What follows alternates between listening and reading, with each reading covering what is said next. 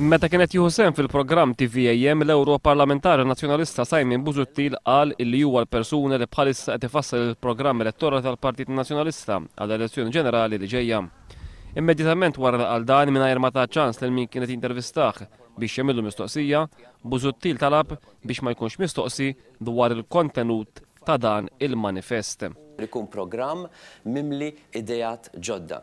Permettili Pier il ma ngħidlekx iżda l-kontenut tal-programm. Id-dikjarazzjoni ta' Simon Busuttil tistona ħafna mal-kritika illi ilha ssir għal ġimgħat sħaħ mill-Partit Nazzjonalista dwar li l-Partit Laburista mhux qed jgħid x'se jkun fih il-manifest elettorali tiegħu.